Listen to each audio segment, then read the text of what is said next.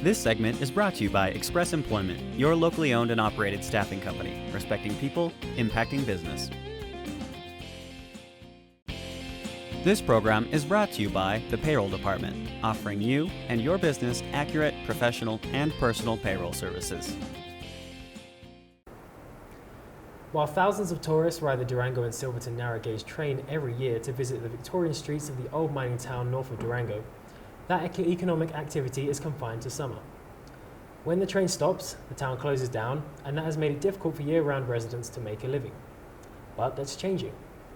Moni Grushkin next with that story. Thank you, Jordan. It's true. Summertime in Silverton is jam-packed with activities, with 3 trains a day bringing thousands of tourists to the town, and with special events ranging from the Brass Band Festival to the 4th of July.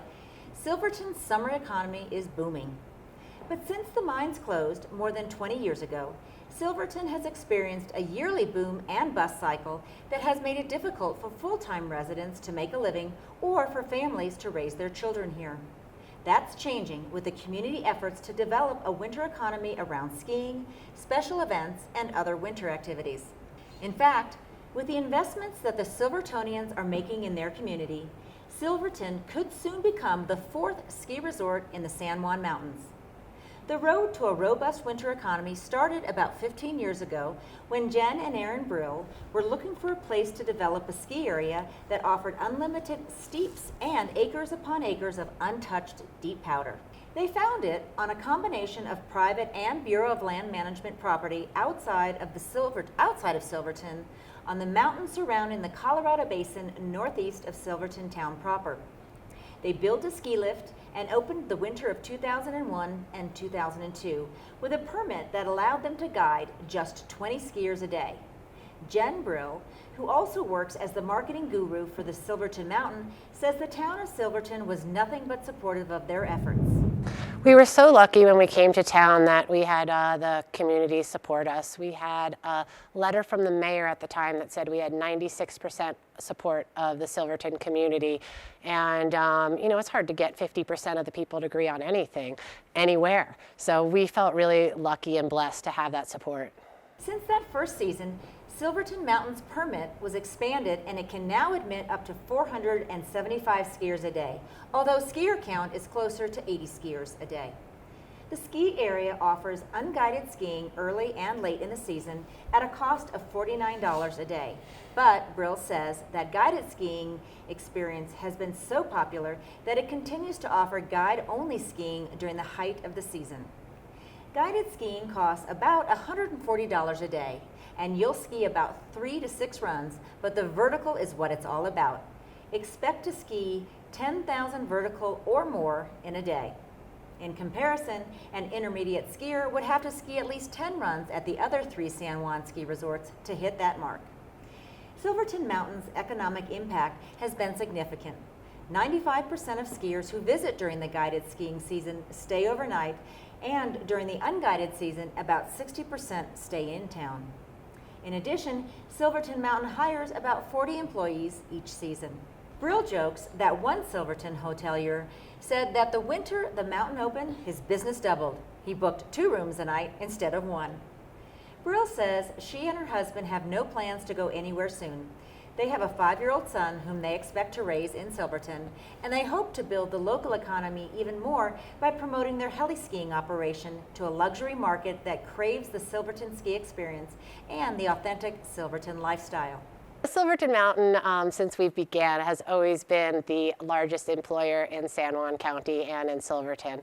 And we plan on continuing to do that. And as we've grown, I would say that the level of the job has increased. These aren't entry-level positions. We now have higher-level positions that we're hiring for.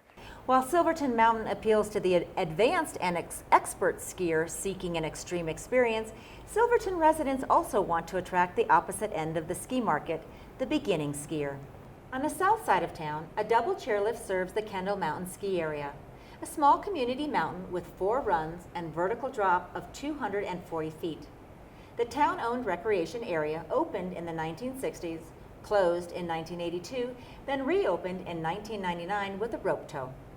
In 2006, the town added the chairlift, and it's been nothing but gangbusters since then. I think our skiing has grown over the last 10 years significantly, first with the addition of Silverton Mountain, and then the addition of our chairlift right behind me here at Kendall. The ski area is open 11 a.m. to 4 p.m. on Fridays, Saturdays, Sundays, and holidays. Tickets are an affordable $20 for adults, $15 for kids and seniors, and free for children under 5 years of age.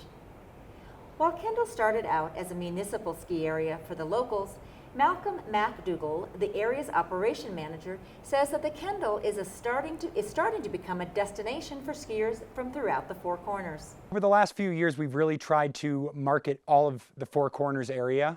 And we see a lot of people come in from Montrose, Colorado, Durango, Colorado, Cortez, even Telluride. We offer something that a lot of other ski areas don't offer. And what that is a cheap beginner experience, meaning that you don't have to pay big bucks at a big ski area when you're only going to be skiing their, quote, bunny hill. You can come and ski our whole area for 20 bucks. I mean, your whole family usually less than $100 for a day. So that's our big pride, claim to fame, if you will. The town of Silverton has plans to add night lights, snowmaking, add runs, and one day add another chairlift. But nearby Durango Mountain Resort need not worry about the competition. McDougall says that many beginners who learn at Kendall graduate to ski at Purgatory to the south.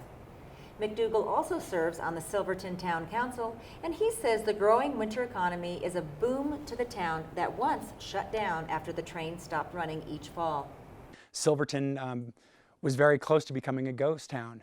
A lot of things happened to try to prevent that, even going as far as gambling came on the ballot a couple of times. Luckily, it failed both times. But here we are 20 years later with a thriving tourist economy. I think a lot of that has to do with not only Silverton Mountain opening, but people of my generation being mostly outdoor enthusiasts and seeing this area, seeing the beauty that we have to offer, and the terrific amount of hiking, biking, skiing, jeeping, fishing, whatever outdoor activity that folks are into. And people are starting to flock here, and it's terrific. Silverton's growing year-round economy is starting to attract new residents, like Todd Bove, owner of Silverton Ski and Bike. Bove moved to the ski area 2 years ago. I came and skied here about 9 years ago or so and fell in love instantaneously, but I was living, kind of floating around from ski area to ski area. I lived in Jackson Hole for a little while, lived in Vail for a little while, and none of them were meeting all the criteria I had for a town. They all felt like resorts to me. They didn't have the feeling of a small town. Bove said the town has been nothing but welcoming. His shop rents skis and snowboards in the winter and bikes in the summer. Access to the backcountry is one of the big draws for his customers. The year-round economy has allowed him to stay and establish a life in Silverton. Business has been great so far. The response from the locals has been amazing. The guides up at Silverton Mountain have been fantastic as well. They really have a great staff up there. And I've gotten nothing but support from the community, and it's something that I think is really special about Silverton, and it isn't necessarily unique just to my shop. Efforts to grow Silverton's winter economy is making a difference. Since the year 2000, the full-time residents population has grown from around 500 to more than 700 residents. For more information about Silverton's winter activities, visit silvertonmountain.com, skikendall.com, or silvertoncolorado.com. So skiing seems to be a big thing, and I know you're from England. Do you do much skiing, Jordan? Have you ever skied? I've been here 4 years. I moved here 4 years ago, and I've never skied or snowboarded. But now seeing Kendall Mountain, it looks like the perfect place for a beginner to come. Wonderful. So I'm definitely going to be coming here and renting some skis and snowboarding and getting some practice in. Great, and then when you're done, after you've skied there for a little while and you want to graduate to the intermediate slopes, come on down to Durango Mountain Resort, which is literally over this gorgeous pass. Yep, I drove here on the way. It was an absolutely fabulous drive. Fantastic. We've got some beautiful, beautiful views and mountains out here. Great. Up next, how Silverton school kids learn about the outside world.